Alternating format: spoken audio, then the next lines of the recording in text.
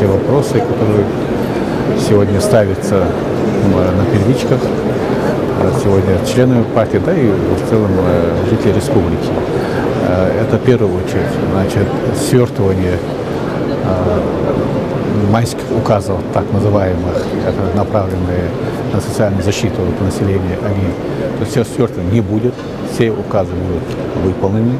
В рамках третьего дня съезда лидер единороссов Дмитрий Медведев обозначил центральные задачи для работы единороссов на ближайший год. Далее партийцы проголосовали за изменения в устав партии и провели ротацию в составе Высшего и Генерального Совета. В последние тайным электронным голосованием были включены 35 новых членов. И завершая съезд, Дмитрий Медведев подчеркнул, что главной целью работы единороссов должно быть повышение качества жизни россиян. Ася Ведзыжева, Ахмед Чербижев. Новости 24. Закончилась церемония закрытия Кавказских игр. Наша республика Ингушетия завоевала 3-е общекомандное место. И у нас есть первые места в 2 видах спорта. Это лазание по канату и бег на ходулях. По этим видам спорта наша команда завоевала 1-е места. Также у нас есть и 2-е, и 3-е места. Нужно отметить, что из-за погоды, из-за погодных условий один вид спорта был исключен. Это борьба на поясах.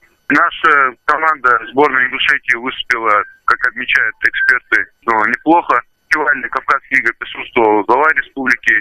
Все было очень интересно, красочно, зрелищно. Организаторы постарались на славу. Также нужно отметить, что Министерство спорта очень грамотно подошло к организации, заселению наших спортсменов, проезду. То есть все было на высшем уровне.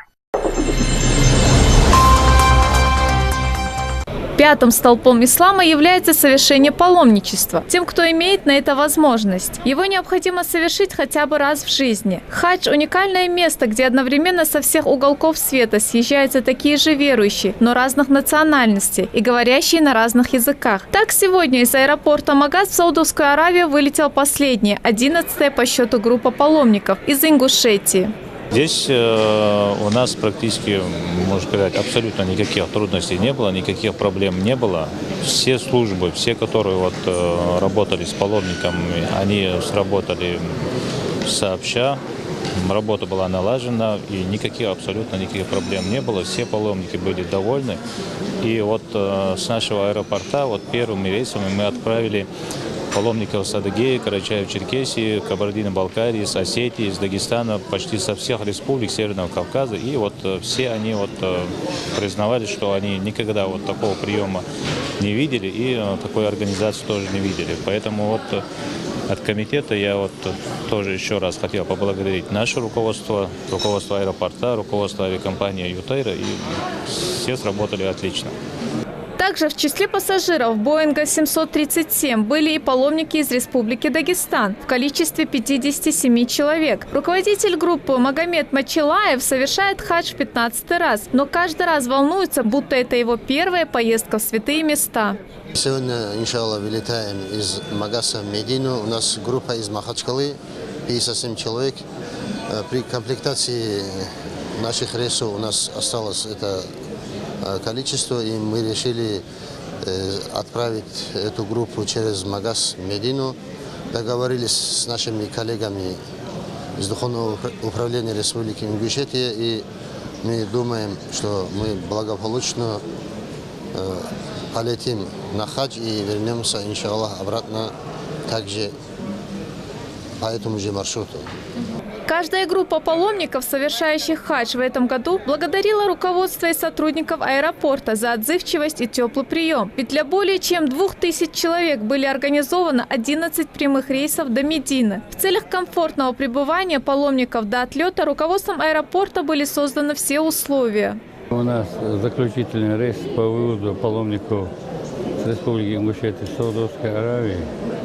Это по счету получается 11-й рейс. Можно сказать, по отправке паломников мы завершили работу сегодня.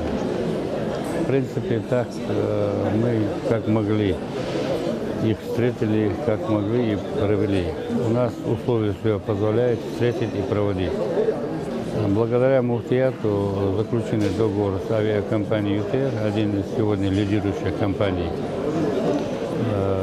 У нас все рейсы выполнялись без замечаний, минуту по расписанию. Сегодня, что является один из важных моментов для вылетающих паломников, это вовремя вылет и вовремя прилет. От аэропорта Магаз также вылетел чартерный рейс, который организовал предприниматель Магомед Мукиев. Он от себя в святые места отправляет 30 жителей нашей республики. Сегодня из аэропорта Магаз в Саудовскую Аравию вылетела 11-я и завершающая группа с паломниками, совершающих хадж. Светлана Томова, Рахман Цуров. Новости 24.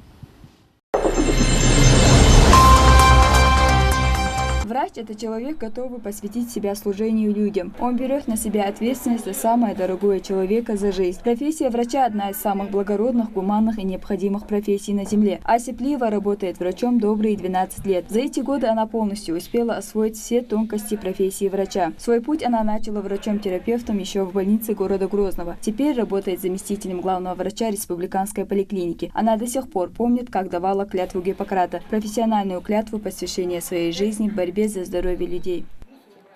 Работа врача крайне ответственна, и врач должен проявлять максимум милосердия, сострадания, доброжелательности в отношении к больному. В общении с больным всегда необходимо учитывать индивидуальный подход к больному.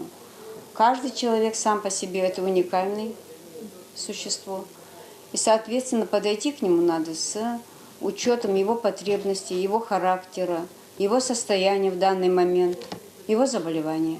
Призвание врача требует, чтобы он всегда выполнял свои обязанности добросовестно, следуя голосу совести и руководствуясь принципами врачебной этики. Я своей работе предана. Стараюсь работать честно, к больным относиться крайне доброжелательно, учитывая, что это все-таки пришел больной за помощью. Современные медицинские технологии позволяют спасти жизни тех, кого еще десяток лет назад назвали бы неизлечимо больными. Но насколько не были бы развиты технологии, какие бы инновационные и прорывные методы не внедрялись в практику, движущей силой здравоохранения остаются медицинские работники. Верность профессии, отношение к пациентам и безграничное стремление подарить больному полноценную жизнь. 7 октября ежегодно отмечается Международный день врача. И мне бы хотелось в связи с этим праздником поздравить своих коллег, сотрудников медицинских учреждений, врачей, которые работают в наших лечебных учреждениях, в сфере, которая обслуживает здравоохранение, потому что врачи у нас не только в лечебных учреждениях, и в Роспотребнадзоре, и Росздравнадзоре, и в Федеральном фонде работают. Те врачи, усилиями которых сегодня делается здравоохранение республики. В Ингушетии последние годы стали знаковыми в области медицины. Реализуется ряд программ по линии модернизации здравоохранения. Примером тому служит детская республиканская поликлиника, онкодиспансер, противотуберкулезный диспансер и ряд больниц. Кроме того, с августа в рамках программы модернизации здравоохранения во всех отдаленных селах республики функционирует лечебно-профилактический модуль «Передвижная больница». Профессия врача относится к одной из самых древних, может потому что самый бесценный дар человека – это здоровье. Торжественное мероприятие, приуроченное к Международному дню врача, прошло сегодня в конференц-зале Ингушской республиканской больницы. Звезды эстрады приукрасили будни медработников концертной программы.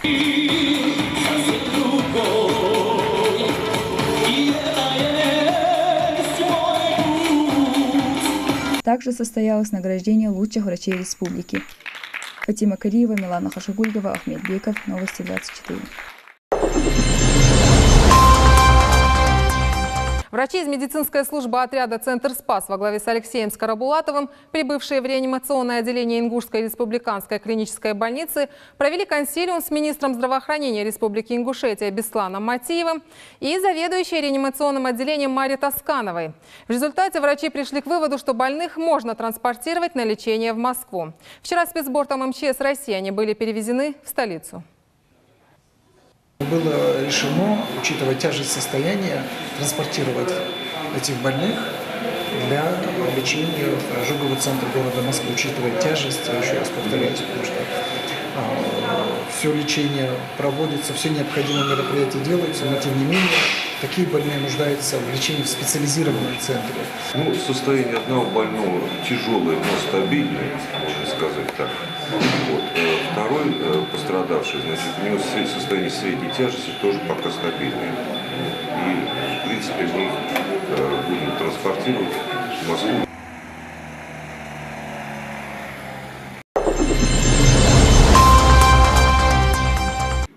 Аппарат уполномоченного по правам человека готовится к международной научно-практической конференции. Институт омбудсмена в системе взаимодействия государства и гражданского общества. Тема серьезная, поскольку омбудсмены, то есть правозащитники, являются посредниками между властью и обществом. Как защитить права человека и создать гражданское общество – основные задачи, стоящие перед сотрудниками аппарата уполномоченного по правам человека. Объективность, законность и решение проблемы являются не последними критериями в этом деле. Но, по словам специалистов, все это нарабатывается со временем и опытом. Делиться наработками в системе правозащиты Европы, стран СНГ, России и Ингушетии будут участники предстоящей конференции. Среди приглашенных известные правозащитники как из России, так и из зарубежья. Эта конференция, она проходит совместно экспертным советом уполномоченного по правам человека Российской Федерации и фондом имени Конрада Аденауэра. Это фонд из Германии.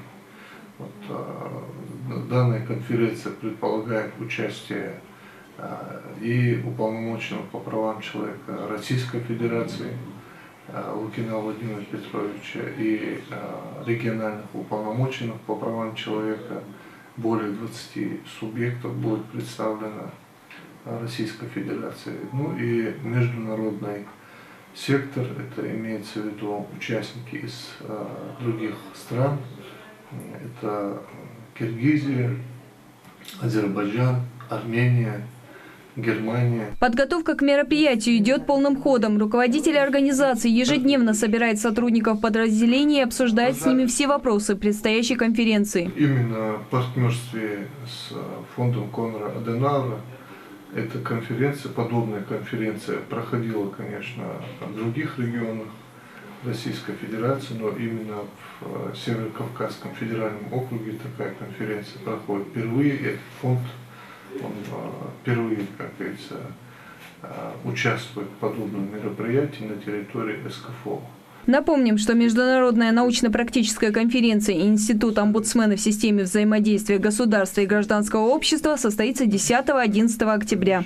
Далее Плиева, Ахмед Чербижев, Новости 24. В Назрановском энергосбыточном отделении пошли навстречу налогоплательщикам, изменив рабочий график для погашения оплаты за электроэнергию. Цель изменения графика – создать максимально удобные условия оплаты для местного населения. Так, в местном Ингушэнерго прием абонентов начинается с самого утра и продолжается до позднего вечера, а в обеденный перерыв принимает дежурный оператор. Такая услуга в республике практикуется впервые. По словам Муслима Дзейтова, если процентное соотношение платежей будет подниматься, этому примеру последуют и другие районы. Этот график дает свои плоды, я вам скажу. Действительно, людям удобнее после рабочего времени прийти, оплатить. Люди же не каждый может отпроситься на работе, правильно же? У нас же очень много бюджетников работает, также коммерческая структура очень. Поэтому вы сами видите, сколько людей стоят на приеме. Основная часть населения готова платить за коммунальные услуги, но в связи с случаями неправильного учета потребляемой электроэнергии абонентам были произведены неправильные начисления. В целях разрешения ситуации работники энергосбыточного отделения работают в авральном режиме. Таким образом, абонент может прийти в энергосбыточное отделение, произвести на месте акт сверки по своим оплаченным квитанциям, субсидиям, а также погасить задолженность. Мурат Сагов является добросовестным плательщиком. Он, как и многие другие, пришел сегодня оплатить налог. Вот я целый день почти бываю на работе. И после работы приезжаю, и можно оплачивать, и можно выяснить, разъяснить. Они объясняют, сколько там осталось, что надо доплатить, сколько доплаты. Абоненты Ингушэнерго могут оплачивать коммунальные услуги не только в энергосбыточном отделении, а также по терминалу и на Почте России. Здравствуйте. Добрый день. Я бы хотела оплатить за свет. Вот, заполняйте, пожалуйста, квитанцию. Спасибо. Далее Плиева, Хадия Дальбиева, Юнус Сычоев, Новости 24. Незаметно пробежало время со дня окончания фестиваля, и вот уже стены этого центра гудят от бесконечных рассказов, воспоминаний и впечатлений его воспитанников. Солисты двух образцовых коллективов центра, студии «Маленький джигит» и ансамбля «Даулист» представляли национальное хореографическое и музыкальное творчество на фестивале «Культура России». 21 день, проведенный на побережье Черного моря в окружении таких же талантливых детей, не прошли незаметно. Самире Магушковой этот фестиваль дал возможность полностью раскрыться. Тому подтверждение 5 разноцветных браслетов, подаренных ей за активное участие в 5 различных конкурсах. Самира с гордостью рассказывает о значении каждого из них. Браслет с Ингушетии получила я одна, так как я участвовала в тематическом дне. Я читала стихи на нашем родном языке. И разные города, разные республики переводили эти же стихи на свой язык.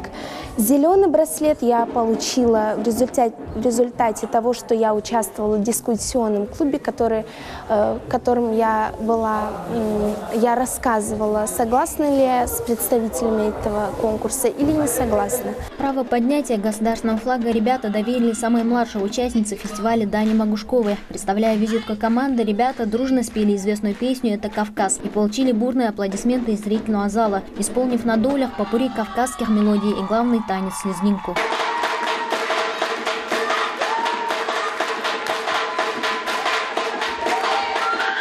Нам дали очень высокую оценку, потому что у нас был мастер-класс, мы выставляли выставку, у нас была национальная кухня и концертная программа. На утренней зарядке в рамках Дня Ингушетии все участники специализированной смены выполняли элементы национального танца. Зурида Асмиева на фестивале культуры рассказала об истории ингушского костюма и ответила на многочисленные вопросы о древнем головном уборе ингушских амазонок. Его носили только ингушские женщины в 14-19 веках. Ко мне подходили девочки, спрашивали, интересовались, рассматривали наш костюм. Я им подробно рассказала, из какой ткани он сшит, каким образом. Вот. Все с большим интересом слушали о нашем чокае. За активное участие во втором фестивале «Культура России» воспитанники центра получили дипломы и грамоты. Ребята из 22 регионов ознакомились с культурой народов России, песенным и танцевальным творчеством, а также ремеслами участников фестиваля. Мадина Пугаева, Солнбек Агдоев, Новости 24. Уважаемые зрители, завершился матч 17-го тура первенства России среди клубов команд ФНЛ. Назаранский Ангуш принимал Химик из Дзержинска. Счет 2-1 наша польза, наша команда победила. Я кратко расскажу, что было в матче. Первый тайм закончился с 0-0 ничьей, не было забытых мячей, но во втором тайме гости забивают мяч с пенальти. Был назначен сомнительный пенальти, ворота Ангушта, 59-я минута, и Рожевский Сергей мяч забивает. Но часть наших болельщиков и нам первый мяч отписал Ахег Абдулхамид, наш капитан команды, и на 90-й минуте матча Григорий Гусь забивает победный финальный мяч в этом матче и приносит такую долгожданную победу для нашей команды. Поздравляем Ангуш, поздравляем всех болельщиков. Болейте за Ангуш, болейте за футбол. С вами работал Амир Арчаков, Новости 24.